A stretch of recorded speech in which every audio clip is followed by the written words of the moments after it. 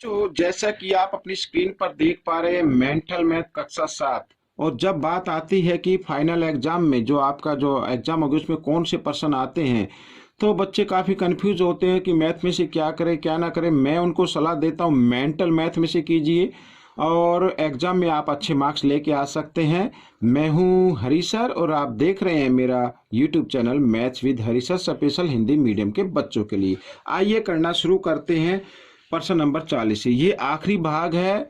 और ये आखिरी भाग क्या कहता है इसको देख लेते हैं। प्रश्न नंबर भाग नंबर 4 है ये, ठीक है। आइए करना शुरू करेंगे। तो यहाँ पर जैसे कि आप देख पा रहे हैं और मेरे हिसाब से आपको साफ साफ दिखाई भी दे रहा होगा क्या लिखा है। वर्ग का परिमाप 28 सेंटीमीटर है, उसका क्षेत्रफल ज्ञात करो। और क्षेत्रफल ज्ञात करने के लिए सबसे पहले में भुजा ज्ञात करनी होगी, ठीक है। तो यहाँ पर हम मान लेते माना वर्ग की भुजा, ठीक है। माना वर्ग की भुजा, माना वर्ग की भुजा क्या मान लेते हैं बच्चों, कुछ भी मान सकते हैं, एक्स मान सकते हैं या खाली भुजा ही लिख सकते हैं आप इस तरीके से, ठीक है। तो वर्ग का परिमाप क्या होता है, वर्ग का परिमाप, वर्ग का यहाँ पर लिख दिया तो परिमाप होता है बच्चों, वर्ग का परिमाप 4 गुना भुजा, यही होता है, 4 गुना भुजा होता है। लेकिन भुजा कितनी है, यहाँ पर ये मैं लिख देता हूँ एक बार इस तरीके से। लेकिन भुजा कितनी है, 28x है। तो हम दोनों को क्या कर देते हैं, दोनों को हमें क्या कर देना, बराबर रख देना इस तरीके से, ठीक है। तो ये मैंने रख दिया है बराबर, ठीक है। अब 4 इधर किस रूप में है, गुणा में, इधर आकर ये भाग में आ जाएगा। तो 28x/4, 4 से इसको काट दिया, 4 सत्ते 28, तो भुजा आ गई आपकी 7x आ गई, ठीक है। अब क्षेत्रफल आप आसानी से निकाल सकते हैं, क्षेत्रफल क्योंकि ये वर्ग है, आप चाहे तो आगे लिख सकते हैं वर्ग का क्षेत्रफल इस तरीके से। और वर्ग का क्षेत्रफल होता है भुजा गुणा भुजा, ठीक है। तो 7 सत्ते 49, एक्स को एक्स से किया, एक्स की घात 2, ये आ गया बच्चों। यहाँ पर सेंटीमीटर वर्ग आप लगा दीजिए तो ये आपका उत्तर बन जाएगा। इस तरीके से करना है। और प्रश्न नंबर 41 क्या कहता है, यहाँ पर देख लेते हैं। प्रश्न नंबर 41 भी 16a की 2b जमा 9b a की 2 जमा 3a की 2b घटा 4a की 2b को सरल कीजिए व प्राप्त बीजीय व्यंजक का संख्यात्मक गुणांक बताना है, ठीक है। तो इसको हल करना है। तो हम यहाँ पर देख रहे हैं सभी एक जैसे पद हैं, ठीक है। सभी में a की 2 और b है यहाँ पर सभी में। तो हमें क्या करना, जमा कर देना है। तो जमा कर लीजिए। पहले देखो यहाँ पर मैं इसको थोड़ा ठीक करके लिख लेता हूँ, 16a की 2b।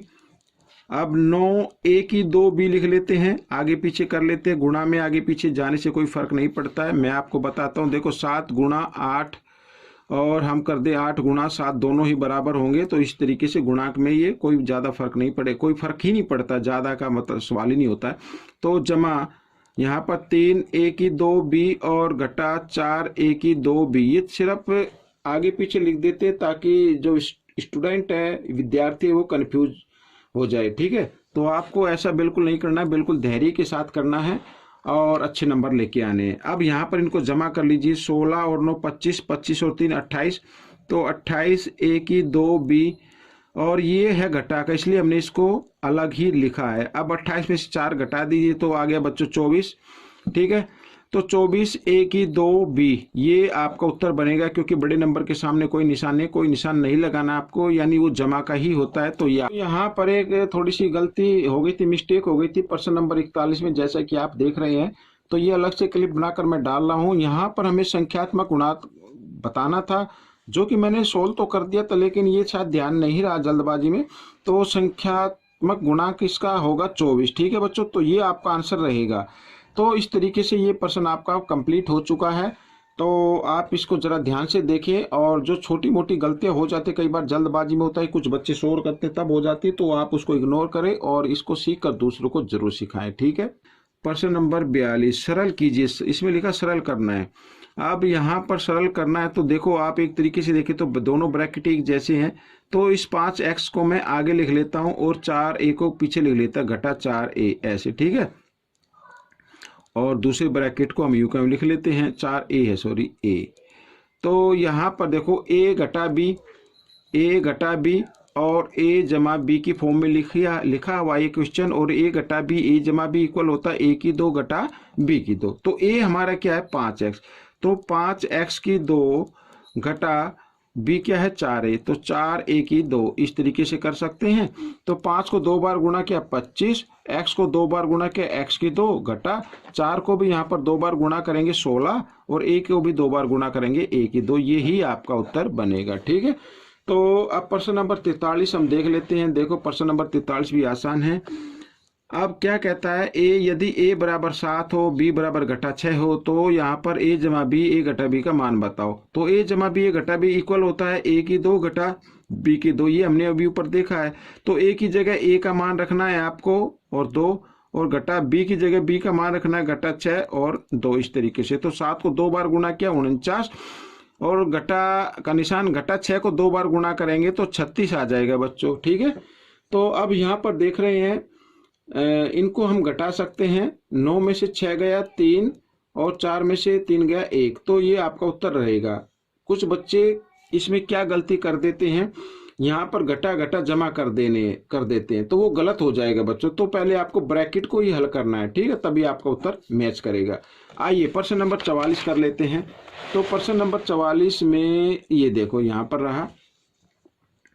तो प्रश्न नंबर 44 क्या कहता है, 5ab, ठीक है, और जमा 4a की 2 घटा 2b की 2 को सरल कीजिए तथा यदि a बराबर 1 और b बराबर घटा 1 हो। तो आपको क्या करना है, जहां पर a लिखा है वहां पर a का मान रखना है, ये मैंने लिख दिया, और b की जगह b का मान रख दिया। जमा का निशान 4 लिखा 4 लिखेंगे, a लिखा तो 1 का मान रख के इसकी घात 2 लगा दें, घटा 2, और b की जगह b का मान रखेंगे और इसकी भी घात 2 लगा देते हैं। ठीक है, अब 5 एकम 5 एकम 5, लेकिन ये घटा है तो घटा 5 आ जाएगा। अब यहाँ पर तो जमा 1 को 2 बार गुणा कर 1 आएगा, 1 जमा 1 को 2 बार गुणा किया 1, तो 4 एकम 4 इस तरीके से। अब यहाँ पर आ गया ये घटा का निशान। अब घटा 1 को 2 बार गुणा करेंगे तो जमा का 1 हो जाएगा, घटा 1 गुणा घटा 1, ठीक है, घटा से घटा का निशान कट जाता है, 1 एकम 1, और उस 1 को 2 से गुणा करते तो 2 आ जाता है इस तरीके से। तो यहाँ पर जमा का तो 1 ही आया, तो घटा 5 और घटा 2 होता घटा 7 और जमा 3 इस तरीके से, 3 नहीं 4 है ये। तो 7 में से अब 4 घटा दीजिए, क्योंकि ये घटा है, जमा घटा जमा घटा, 7 में से 4 गए 3, और बड़े नंबर के सामने घटा का, इसलिए घटा का 3 आ जाएगा। ठीक है, यहाँ पर इस तरीके से। तो बच्चों प्रश्न नंबर 45 कर लेते हैं। और प्रश्न नंबर 45 क्या कहता है ये भी देख लेते। 2 संख्याओं 2x तथा 3y के गुणनफल में 7 जोड़े। इससे पहले लिखा बीजीय व्यंजक लिखो, बीजीय व्यंजक लिखना है। तो कहा कि 2x तथा 3y के गुणनफल में, ये गुणा कर दिया, 3y के गुणनफल में 7 जोड़ना, ये 7, ये आपका बीजीय व्यंजक बन गया। आप चाहे तो इसको गुणा करके लिख सकते हैं, 2 तिया 6, 6xy जमा 7, ठीक है, ये आपका उत्तर बन जाएगा। अगला प्रश्न। तो प्रश्न देखो कितने आसान प्रश्न हैं, आपको मजा आ रहा होगा। तो सबसे पहले देखो यहाँ पर ये व्यंजक लिखा है, तो इसको हल करना है, लेकिन बोर्ड मास के रूल के अकॉर्डिंग करेंगे। सबसे पहले छोटा ब्रैकेट, फिर बड़ा ब्रैकेट, बाद में और कुछ करना है। तो उससे पहले जो भी नंबर लिखा है उसे आप यूं का लिख लीजिए 5x। अब ये छोटे ब्रैकेट को क्या करना, खोल देना है। अब खोलने के बाद ये ब्रैकेट के अंदर तो जमा का है, लेकिन खोलने के बाद किस चीज का हो गया, घटा का हो गया। ये इसका ब्रैकेट के पहले अंक का निशान बदल गया तो दूसरे का भी निशान बदल जाएगा। ये घटा का, तो ये किस चीज का हो जाएगा, जमा का हो जाएगा इस तरीके से, और ये जमा 2, ठीक है, यहाँ पर ऐसे। अब हम इसको हल करते हैं। देखो ब्रैकेट के अंदर ये जमा, ये घटा, घटा जमा घटा हो गए, और 5x और 1x ये हो गया बच्चों 7x, यहाँ पर मैं लिख देता हूँ। और ये 5x और 1x कितना हो गया, 6x, इसको भी लिख दिया मैंने, ठीक है। अब दोनों जमा 7x और 6x होते हैं बच्चों 13x। तो बच्चों ये आपका उत्तर बन गया। प्रश्न नंबर 47 की तरफ चलते हैं। और प्रश्न नंबर 47 क्या कहता है, इसको भी सरल करना है, तो वही नियम आपको अप्लाई करना है, बिल्कुल धैर्य से के साथ करें। जमा, अब यहाँ पर दोनों ब्रैकेट है, अब दोनों ब्रैकेट के बीच में कोई निशान नहीं, तो गुणा करनी है। तो गुणा कैसे करेंगे, पहले 2a को पूरे ब्रैकेट के साथ गुणा कर दो। देखो 2a को a के साथ गुणा करना, तो 2a की घात 2 हो जाएगा, गुणा में घातें जमा हो जाती है। अब 2a की गुणा b के साथ करनी है, तो जमा 2ab आ जाएगा, ठीक है।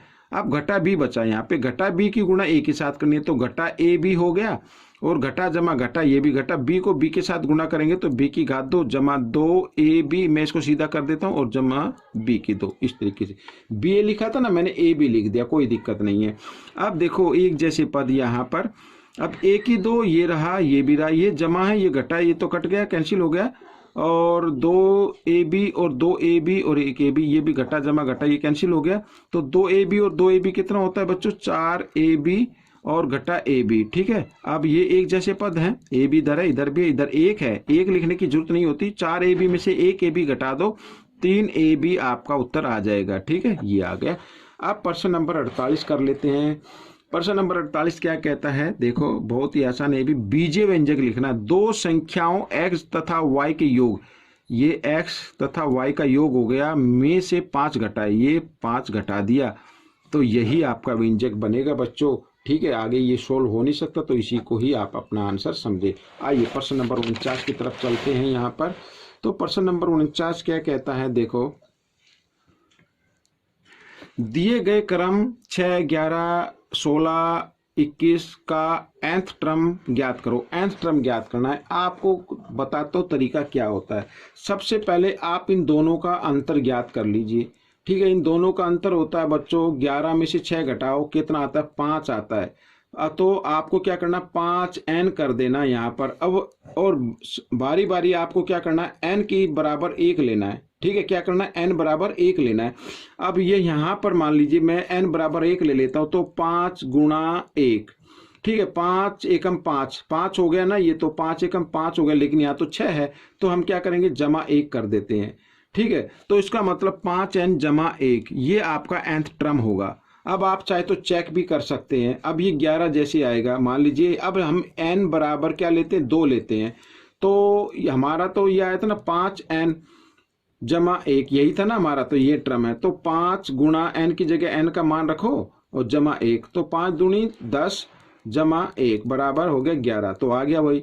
तो आपका n टर्म होगा ये। तो करना कैसे है बच्चों, आप इनको दोनों को, फर्स्ट दोनों को, जो पहले 2 हैं ये, इनको घटा दीजिए। घटाने के बाद जो भी आपका उत्तर आए वो n के साथ गुणा के रूप में लिख देना है। ठीक है, और फिर उसमें आप n बराबर लिखते हुए चले, n बराबर 1, n बराबर 2, यानी n एक प्राकृतिक संख्या है।